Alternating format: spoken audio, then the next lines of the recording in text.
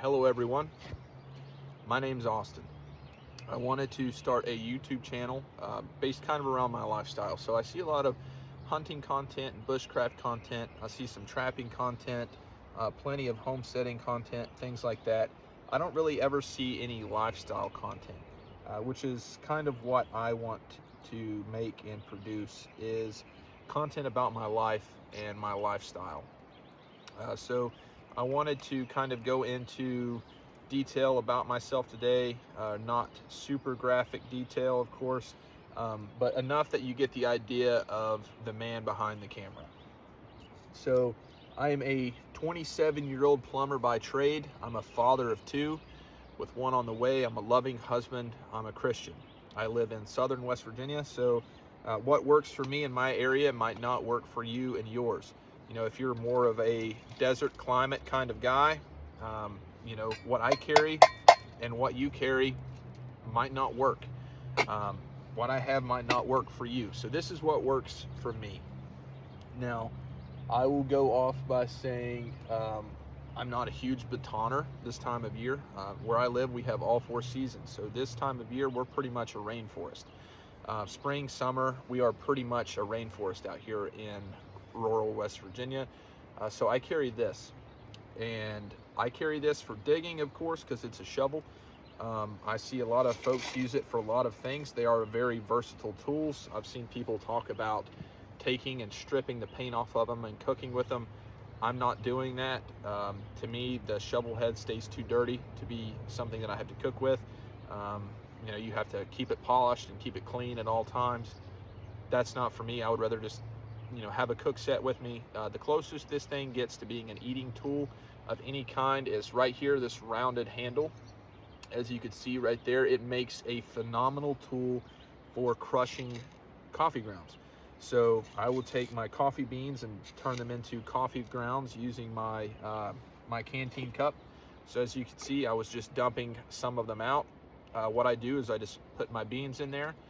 I take the tool, I crush them down, I make sure there's no dirt on it. Now, I don't worry about bacteria all that much with this tool or with that style, because I'm gonna boil it anyway. So it doesn't really matter as much to me if I have bacteria on this, or, you know, anything like that, as long as it's not dirt that's going to really negatively impact the flavor of the food. I don't necessarily worry too much about it. Now, another thing that I use it for this time of year, because we are more of, as I mentioned, like a rainforest this time of year, where it's hot and there's a lot of vegetation, I don't really carry a super large, robust, heavy duty knife for batoning, because I'm not processing a lot of firewood, just enough to kind of smoke bugs off, enough to make a coffee, enough to roast some food. That's what I carry. So this is double-edged. I know a lot of people hate the idea of a double-edged tool used for batoning. Me personally, I don't care. I don't care that it damages the baton, because the baton, to me, at the end of the day, it's a disposable stick that I found I bought out here. It's usually the last stick that goes in the fire. So as you can see, it does chew up your batons pretty bad, but it's very robust. It's not gonna break. And once you see the other knives and tools that I carry this time of year, you'll understand why I baton with the shovel. So this time of year, I carry this. This is my primary go-to outdoor carry this time of year. I carry this just about everywhere besides work, because you don't want your plumber coming in with a 14-inch machete. But I carry this year-round, just about, in the truck at least. Now, I don't carry it on my belt until it's spring and summer, but this is a great daily carry tool. So this is an antique Legitimus Collins that I had rehandled. I like the older style because they work better. They're not overly thick. It's, as you can see, it's very thin stock, which is what I want, because this is a slashing tool. This is something where I can go in, I can slash brush, small saplings, vegetation. It's light, I don't notice it. It's thin enough. I've used this for staking out a pork shoulder I've used this for lots of things. Dudes in South America use this. They use it as kind of a one-tool option. So I don't ever really, of course, baton with this because of how thin it is. It's not made for it. But it is a phenomenal lightweight tool to be able to clear small light brush if you're clearing out around a camp. I love this machete. It's a 14-inch. As I mentioned, it's been rehandled. So all of my machetes, I hate those plastic handles. I have my good friend Muskrat Man rehandle them, make sheaths when needed. This one still has the original sheath, the Guatemalan style sheath, that's still in pretty great condition. I actually like the way it looks, and I like how it sits and it rides. Now, if I'm doing a bunch of trail clearing and I know I'm going somewhere that I'm gonna have to blaze trail, then I carry its big brother. So this is another antique that Cal has rehandled for me, or Muskrat Man rather. You feel free to look him up and see his work. He's made the sheath for me for this one. This is a 1945 True Temper. It's an 18-inch machete. This is a phenomenal work tool. This lives in the truck, and if I'm going somewhere where I know that I'm going to have to do a heck of a lot of trail clearing, I'm going to take this simply because of the reach advantage over this. This is much heavier, it's much more stout, and it's a work tool. It's not something that I would want to daily carry, because even at my height of 6'3", by the time you're in your sheath, it's bouncing all the way down here. It's just not, it's not a very comfortable tool to have to carry all day. Whereas this machete here, the small one, you know, it's small and light enough that you could just wear it, you can pull it out. It's nimble. You can use it for cutting your vegetation, and you just sheath it. You don't really notice it. The sheath has movement on it, so it's not going to get caught up on a lot. When you sit, it'll follow your natural lines of your body as you move. It's just a very comfortable tool. So another thing, if you can't notice, or if you haven't noticed, I'm in a long sleeve shirt. So the reason that I wear the long sleeve shirt specifically, I like loose fitting denim shirts. Now sometimes I wear undershirts, other times I don't. Right now I'm currently wearing an undershirt because it was a little chilly this morning, but we have a lot of thorns. We have a lot of things that'll stab and get into your skin, and because we are so humid, there's no evaporative cooling here at all, none. So having the thicker material to kind of protect you from thorns and protect you from the sun, and once you get soaked, you might have a nice cool breeze come through. This is it for me. I like carrying things in my shirt pockets. I am a shirt pocket kind of guy. I've always wore button shirts for work. I wear button shirts in my personal life, and these are just my go-to. I like some of the lighter weight, thinner fishing ones. However, I notice that anytime I wear those out and I get out, you know, you get those runners in them from material, whereas this is very tough. Very tough material. It's very sturdy, and that's why I like it. So I have the option to blouse my sleeves if I wanted to. Some other items that I carry, I'm sure that you see the straw hat. So I use the straw hat from anything from fanning fires to just protecting my head. This time of year it's straw because it's hot, so it protects me from the sun and the rain. It's not like a felt hat where it cooks your head. Now, another thing that I always wear is I always have sunglasses when I'm outside this time of year and the sun's out, of course.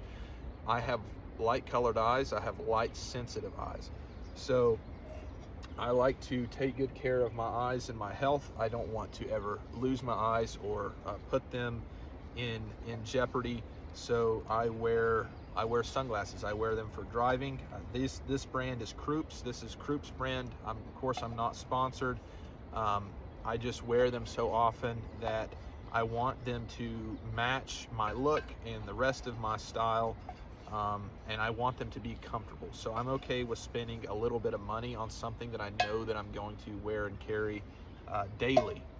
So these are Krups brand. The hat is a Resistol straw hat. There's plenty of good hat makers, but as I mentioned, if it's something where you're going to be wearing it often, then it pays to go out and, you know, get the brands with a good name, good history behind them, good warranty, good things like that, that kind of matches your look and what you like. So I'm not super vain about the glasses. I do like them to look good, and it's something I wear to protect my eyes. I'm wearing them a lot, so to me it makes sense for them to fit my face, look good, and feel good. There's no sense of, you know, going out and buying Walmart sunglasses. For me, I like polarized. If it was going to be something where I don't take good care of them, they get beat around in the truck, you know, I'm taking them off and setting them down, you know, getting them all scratched up, then I can understand Walmart sunglasses. But for me, something polarized that's nice, that fits my face well, that doesn't fall down when I tip my head down is great. Same thing for the hat. I like the hat because I like this style of sweatband, and I like the nice wide brim. So I don't like the taco profiles. The taco profiles, sure, they look a little bit sharper, but for me, this hat is about the sun, and it is about a shade, and it's about rain. It's about fanning fires. It's a tool as much as it is an accessory. So this is what I wear this time of year to go along with the thick denim shirts. So as I mentioned, as you can see, that they are double stitched at the elbow, so they're tough, they're durable. I've had this one for years. I have a matching one in green. This is an old Levi's brand. I don't know if they even make them anymore. I believe this was my grandpa's shirt at some point. So moving along to some of the other things I carry besides the clothing, besides the machetes, if I'm going somewhere where I know that I'm going to be processing more wood, I'm going into somewhere where there's going to be thicker, stiffer, heavier stuff, then I'm going to switch out for this. This is a Kalash Blades Kukri. So I like the ones with the performance grind. I do not like the very, very thick, awkward to wield Kukris, because with this grind I can still cut vegetation with it. I can still cut grasses with it. It's not going to be as robust as some of the Angalas, I think that's how you pronounce it, with the very, very thick edge that you're not going to break, you're not going to damage. Just use your tools smartly and safely is what I would recommend. Just like, you know, not batoning my machetes, instead I use this. This is a very robust tool. It's made for digging, it's made for chopping and busting and splitting. So to me, this is an excellent tool to baton. It's going to save my machetes. It's going to stretch out the lifespan of the Kukri with its rat tail tang. The Kukri's it's definitely stout enough.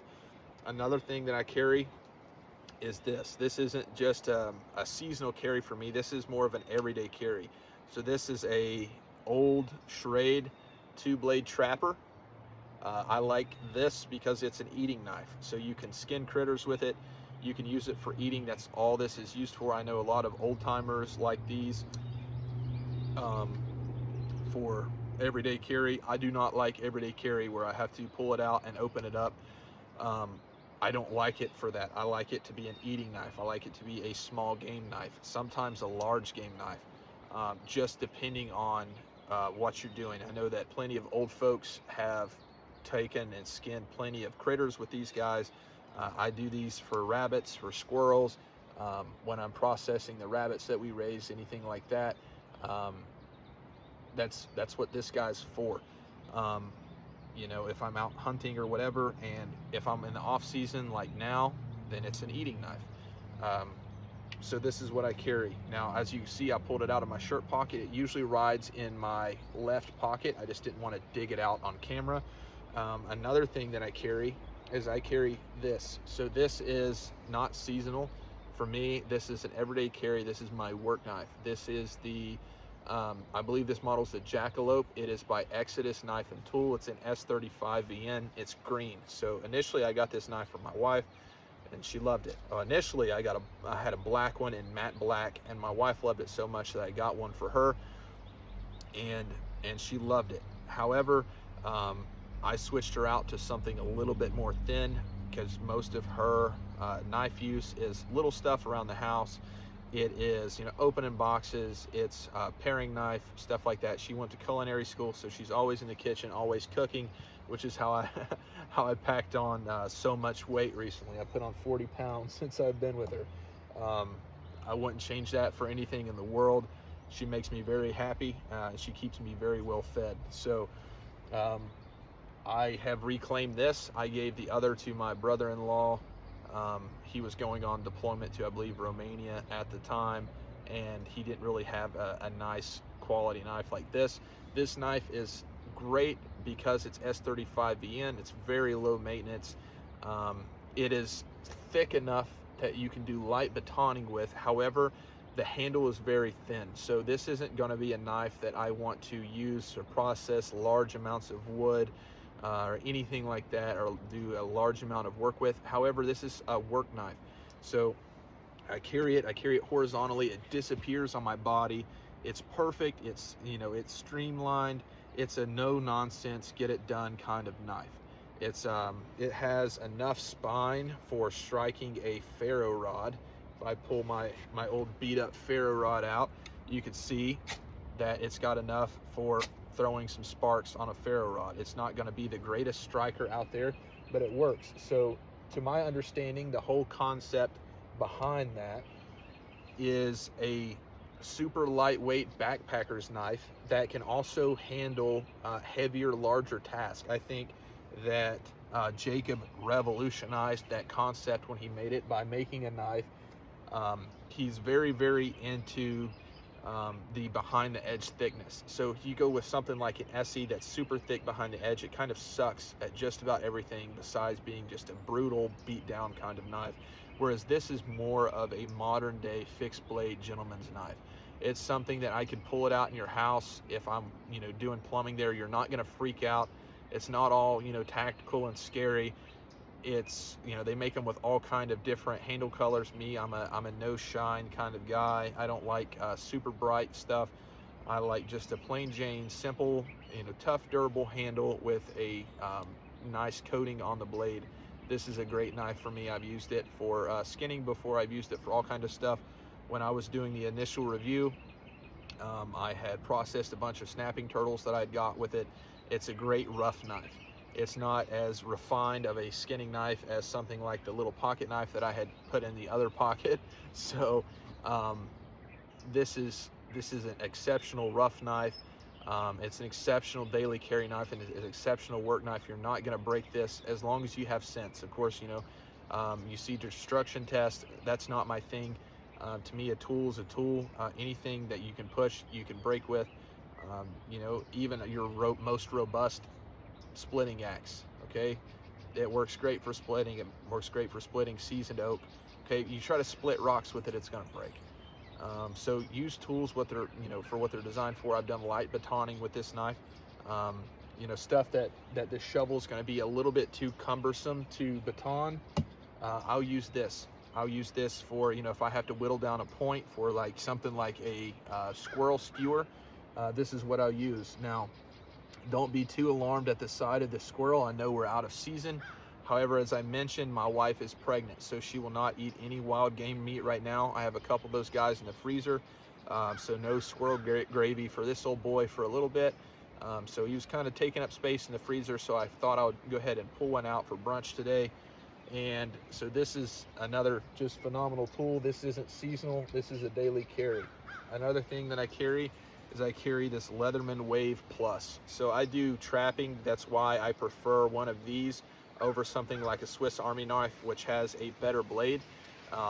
So I have other blades that I use. As you can see, this blade has been broken and very, very poorly reground by me. This is a trade knife. It's a work knife. It's something that I beat on, and primarily it's pliers. So earlier I was making coffee. So on the Pathfinder cook set, there's these little rings right here. Okay, so being able to reach down with those pliers safely, not burn yourself, pick that up. You know, even the larger cups, you know, you have your larger cup full if you're boiling water in this. It's a great handle. I know that you can make toggle sticks and things like that, but this is something that I can just pull out and use. Now, this one I've had for quite a number of years. This was a gift from my father. So I had got him the Channelux version. He's how I got into plumbing. He's been doing plumbing longer than I've been alive. And so I owe my entire career and livelihood to him. So I had got him one of the Leathermans that was essentially like vice grips. And in turn, he got me this. So this is very sentimental for me. As you can see, I don't know if you can read that. I'll move a little bit closer. So this says, Buddies for Life on it. So That's a saying that my dad has had with me ever since I was a wee lad, is buddies for life. And so I carry this with me everywhere. It's very sentimental. It's got the little saw on it. The little saw I've used a lot, as you can see.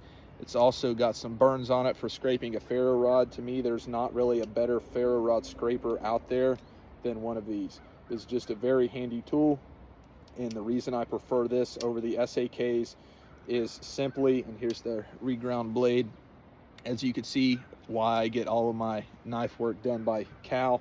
Besides basic sharpening, I'm not very good at it. But just carrying this around the property, just around in your pocket, you would be surprised how useful this is and how often you use these once you have one. It's a very useful tool. You can use this, like even the little choppers down here, from anything for, like, if you're processing small animals like squirrels. They're not super refined. It's not going to be something like a pruning knife, or pruning shears rather. But if you're breaking small, like ankle or joint bones and something like a squirrel, that works great. I know you could do the old method where you grab, break, and then pop through. I know, but this is just a very, very handy tool. You can use it for cutting trapping wire. You can use it for bending. It's not going to work as well as something like dedicated fencing pliers, but it's something that you can add to your kit that can do a lot of things for you. So the serrated blade works great for cordage and things like that. It's just an exceptional tool for doing those kind of jobs and those kind of tasks. So I always carry this on me, not just for utility, but also because of how sentimental it's become to me over the years that I've had it. Another thing that I like about it is, you can see it's got that diamond on it. So that diamond file works great for machetes. Now, the machete is not going to be a super refined work tool. So, you know, you're going to get nicks and chips with it. You're going to have things like that happen. So being able to take this and being able to rough that blade back into work and then finish it and polish it with my dedicated sharpener is a huge thing. So onto my sharpener and my bag. I don't get overly torn about rucksacks this time of year. This is an old SOG backpack I got at Walmart forever ago. I believe I was still a teenager when I got it. It's lasted great for years. I don't really pack anything super heavy in it, and this time of year I don't need to, so I'm not going to be packing out deer or black bear or anything like that. This is something where I can just go and enjoy recreation time in the woods. Now, my dedicated sharpeners that I swear by are these. So this is a WorkSharp guided field sharpener. They make plenty. This is a brand that I will absolutely shill for every single time. This is great. I carry one in the truck. I carry one in my hiking bag. I carry it in my back pocket sometimes. The way that I do that is, I know that typically your abrasive sides are facing out. What I do is, they're magnetic. I just flip them over and put them with the abrasive side in, so I can wear it in my back pocket without wearing holes through my jeans. It's great. I sharpen hatchets with it. I sharpen axes with it. Everything that needs cutting or an edge cut back on it is this.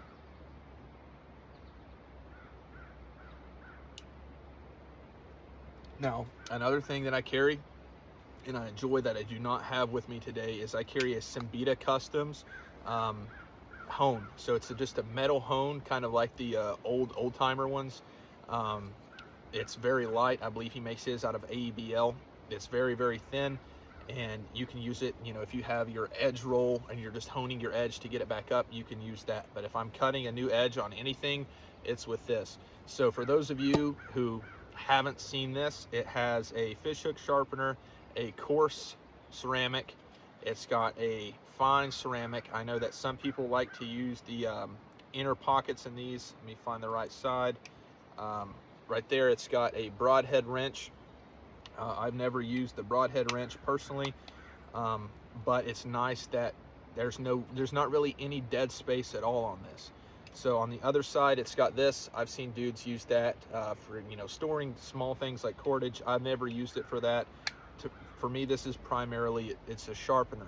So to be able to maintain all of my tools, and it's got that fine leather strap on the back for, I'm a just a big fan of maintaining a knife. So after I use it, before it really has a chance to get dull, I'll go ahead and just strop it back to life.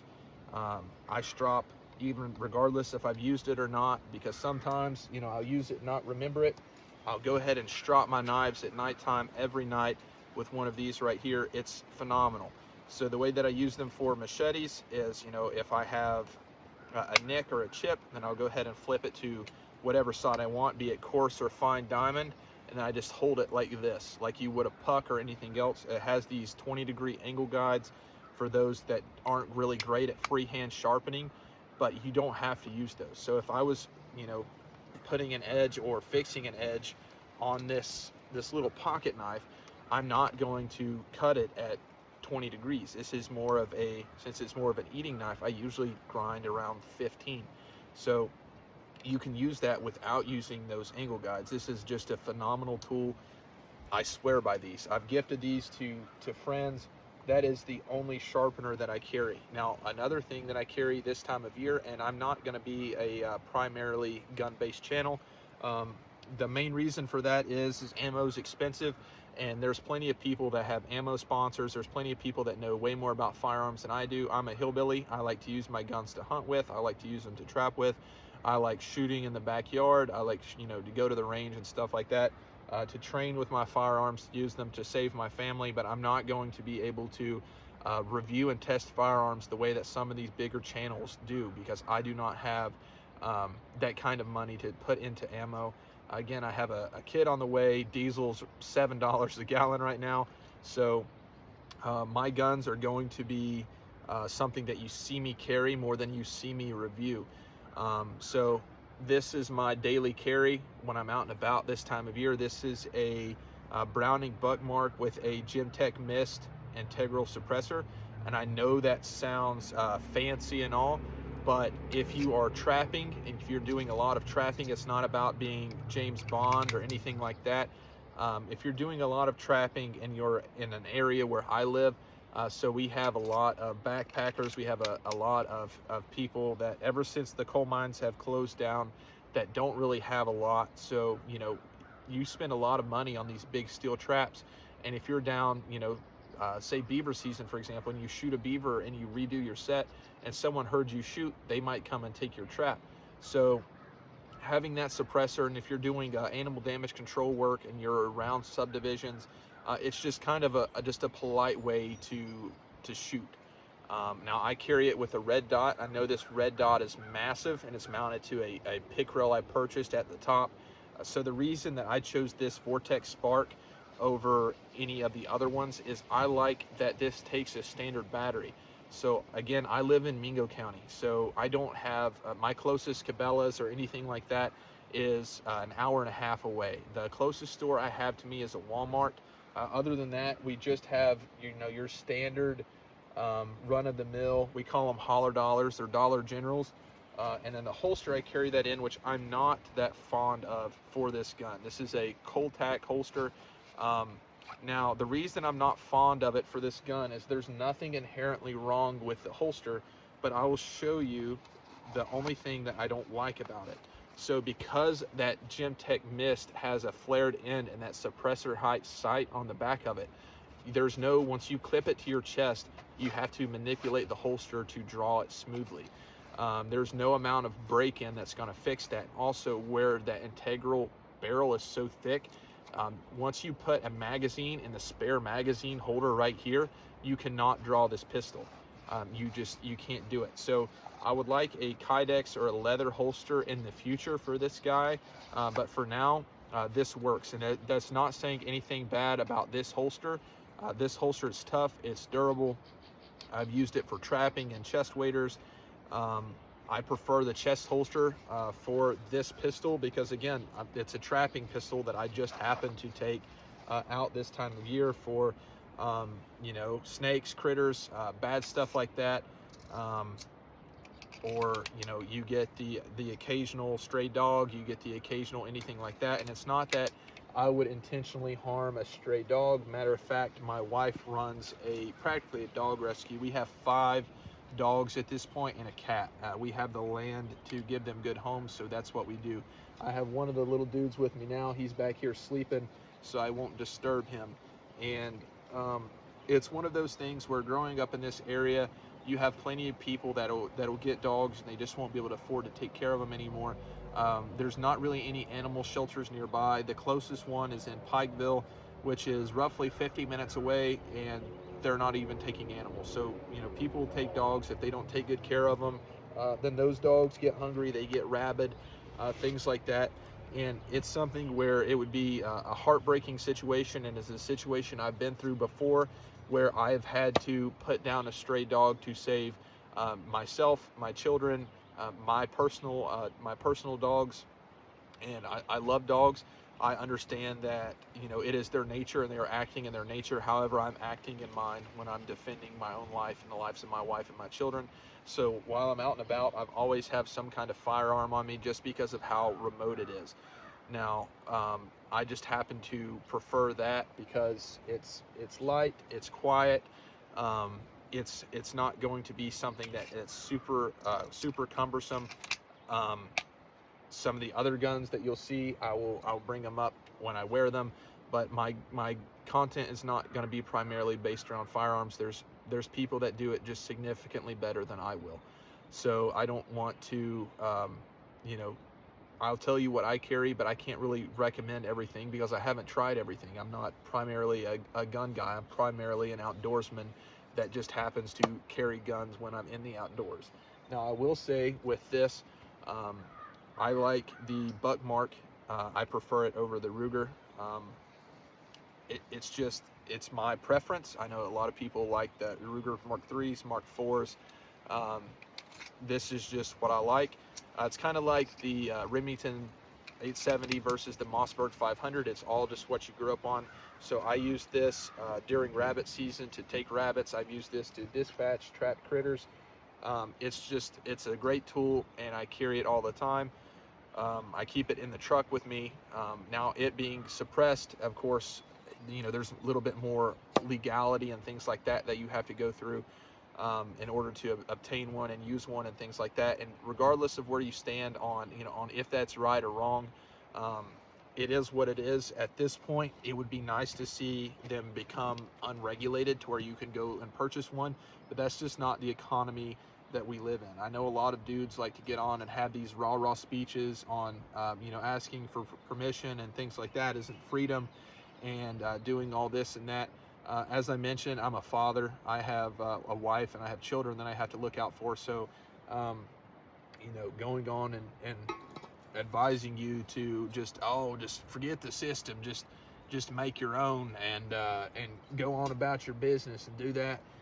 I'm not going to recommend that to anybody, because 15 years in prison, regardless of how silly that law might be to most of us, I'm not going to tell you that a suppressor is going to do so much for you that it's worth risking not being able to provide for your family, being torn away from your wife and children for owning one. So if you're going to own one, I recommend going through and doing it the legal way.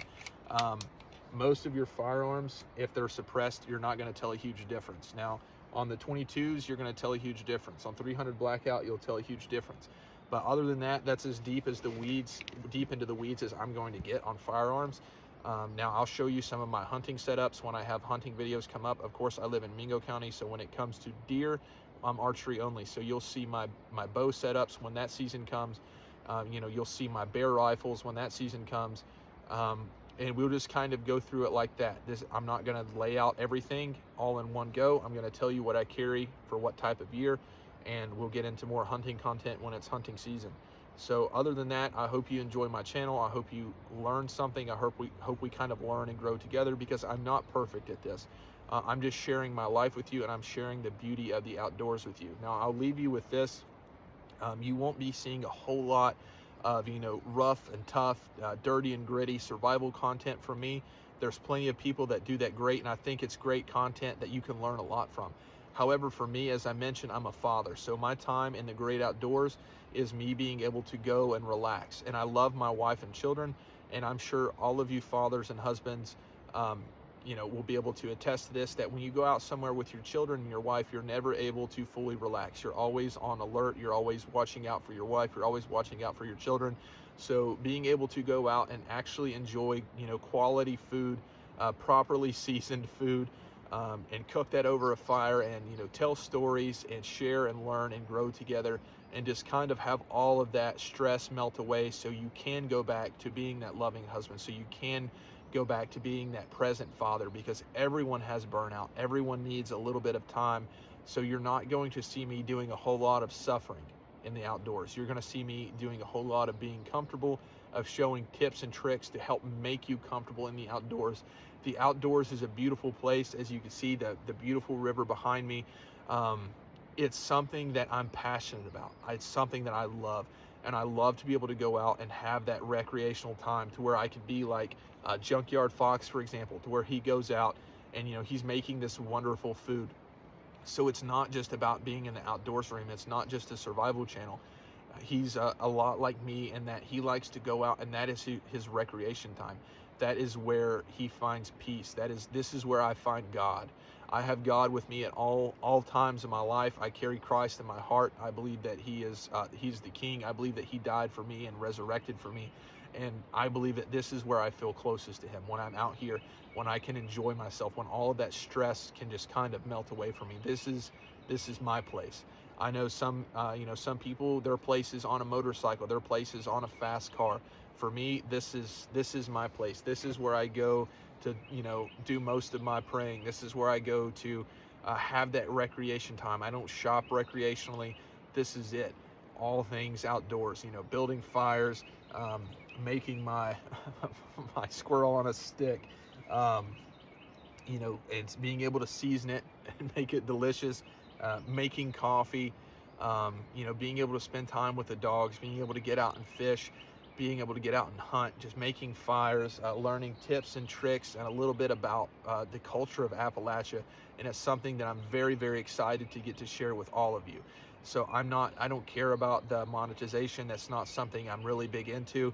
It's just something where I want to share what I think is beautiful with everyone, because I believe that everyone deserves to be able to come down and sit at the river and just kind of unwind. I believe that everyone deserves to be able to go out and get time in the great outdoors that we pay taxes for. We pay taxes for national parks and things like that.